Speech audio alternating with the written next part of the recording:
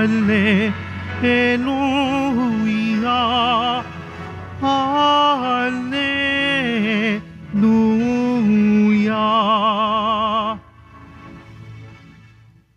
Sumainyo ang Panginoon at sumayo rin ang mabuting balita ng Panginoon ayon kay San Lucas. Papuri sa iyo, Panginoon.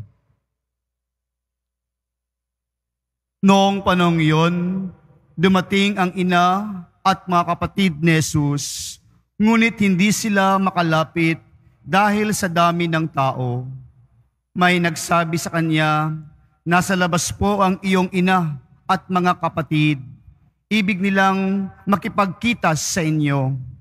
Ngunit sinabi ni Jesus, ang mga nakikinig ng salita ng Diyos at tumutupad nito ang siya kong ina at mga kapatid. Mga kapatid, ang mabuting balita ng Panginoon.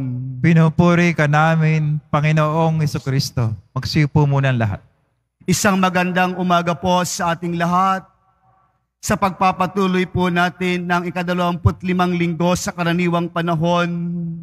Tayo po ay binibigyan ng isang biyaya ng Diyos at ipinapaalala sa atin ng ating Panginoon na tayo ay kabilang sa isang pamilya ng Diyos, na kung saan lahat tayo ay nagmula sa pamilya, na ang pamilya ang pinagmumula ng buhay ng Panginoon.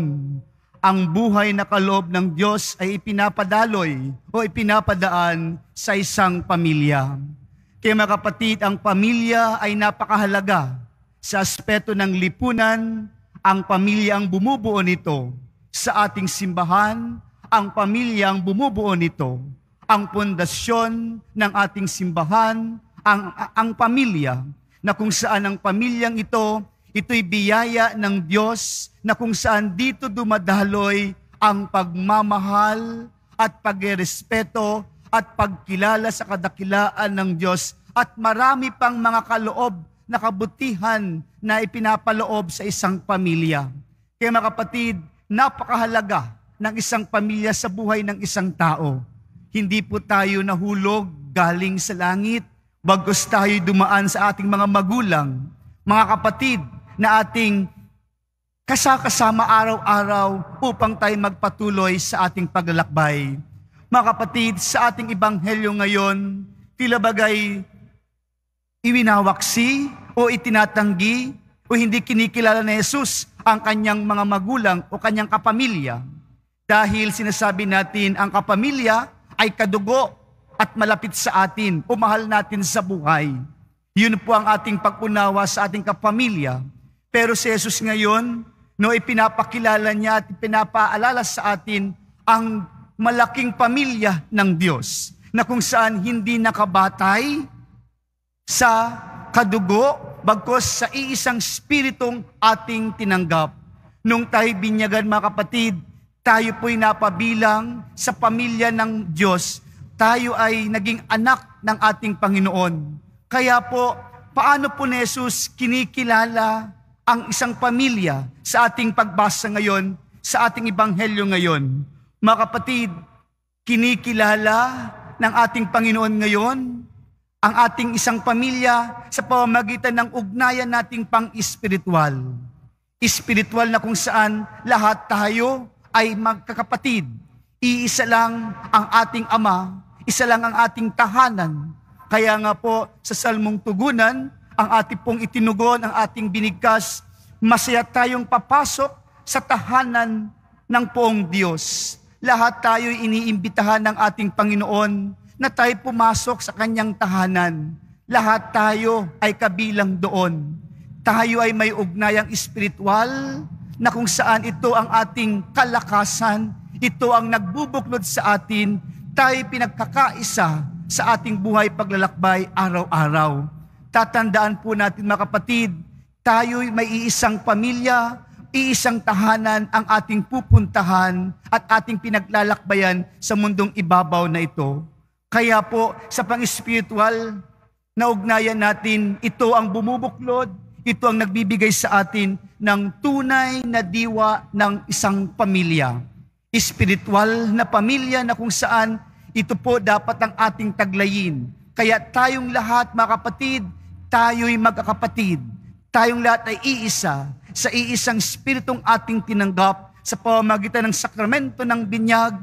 Tayong lahat ay isang pamilya ng Diyos. At pangalawa, mga kapatid, hindi tinatanggi ni Jesus ang kanyang mga magulang, ang kanyang kamag-anak. Ngunit sinasabi ni Jesus sa ating ebanghelyo ngayon, ang sumusunod at nakikinig sa salita ng Diyos, yun ang aking kapamilya. Mga kapatid, tayo pong lahat ay anak ng Diyos. Saan tayo nakikinig? Sa ating pong pamilya, dito sa ating mundong ginagalawan, lahat po tayo naging anak at tayo nakikinig sa ating mga magulang. At ang ating pakikinig na yan ay may kahalagan upang tayo ay mapabuti at magkaroon ng kahulugan ang ating buhay. Mga kapatid, sinasabi ni Jesus sa ating ebanghelyo ngayon, ang kanyang mga magulang, ang kanyang mga kapatid, yung mga sumusunod at nakikinig sa salita ng Diyos, pagtalima at pagsunod sa kanyang salita. Mga kapatid, tayo po sa ating pang-araw-araw, kung tinatanggap po natin, tayong lahat ay magkakapatid, tayo isang pamilya ng Diyos, sino nga ba talaga ang ating pinakikinggan sa ating buhay? Ito po yung isang paalala din sa pagkilala ni Jesus at pinapaalala sa atin kung paano tayo tinatanggap bilang isang pamilya. Tayo po ba'y nakikinig pa rin sa salita ng Diyos, sa pangaral at paalala ng Diyos sa atin araw-araw? O ano ang ating sinusunod? Ang ating kagustuhan o ang ating kalooban lamang? Tatandaan po natin, may gumagabay na Diyos sa atin. May Ama tayong nagbibigay sa atin ng buhay at tayo'y ginagabayan niya araw-araw at binibigyan niya tayo ng mga pangaral. At yan dapat nating pakinggan sa ating paglakbay araw-araw. Mga kapatid, kaya po ang pamilya ay ibinigay sa atin, yung biological family ay isang halimbawa.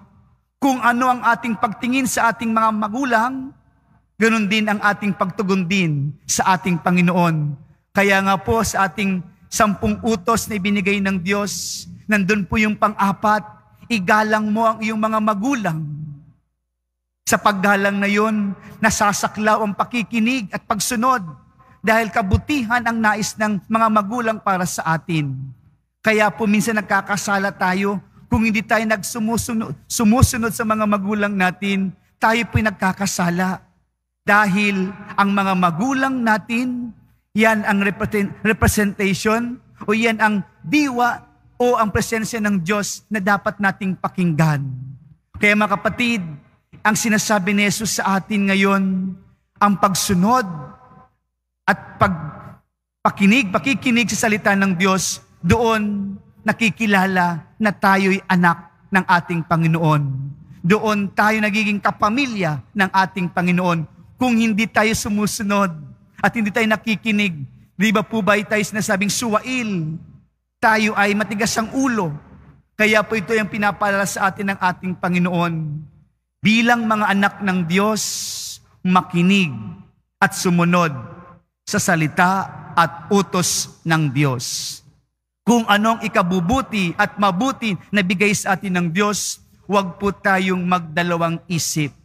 Dahil ito ang magbubuklod sa atin, ito ang magdadala sa atin sa tunay nating tahanan dahil tayo iisang pamilya ng Diyos. At pangatlo mga kapatid, dito sa ating buhay, yung pagmamahal. Buhay ang pagmamahal sa isang pamilya. Mga kapatid, sana sa araw-araw po natin, nandoon namumutawi, doon makikita ang pagmamahal. Dahil sa pamilya, doon bubungad, doon nagsisimula ang pagmamahal. Kaya mga kapatid, ang Diyos ay mapagmahal. Ang Diyos ay ibinibigay ang kanyang pagmamahal sa atin. Inaangkin tayong lahat. Inaangkin tayo, binibigyan niya tayo ng pagmamahal. Kaya po, sa ating buhay pang araw-araw, bilang isang pamilya, huwag natin mawalain ang pagmamahal na ito. Ang pagmamahal na ito, ito ay malawak na aspeto ng isang pag-uugali ng tao na kung saan nandoon marunong makinig, marunong magsakripisyo, marunong magmalasakit, at nandoon lahat kung tayo'y nagmamahal. Ibinibigay ang sarili. Kaya po ito ang halimbawa ng ating Panginoon, ang kanyang dakilang pagmamahal dahil inaangkin tayong isang pamilya, kaya niyang ibigay para sa lahat, sa kabubuti nating lahat. Kaya po sa pagpapatuloy ng ating pagdiriwang ngayon, sa simula ng araw na ito na ibinigay sa atin, may biyaya ang Diyos sa atin. Hindi tayo nag-iisa. Mayroon tayong mga kasama. Mayroon nagmamahal at dapat nating mahalin sa buhay na ito. May isang pamilya tayong pupuntahan, may kumakalinga, at may nag-aalala sa atin. Kaya po, ito po ang ipinapaalala sa atin ngayon, 3 bagay na kung saan lahat tayo'y iisa. Tayo dapat sumunod sa ating Panginoon at tayo'y magkaroon ng tunay na pagmamahal sa Kanya. Amen.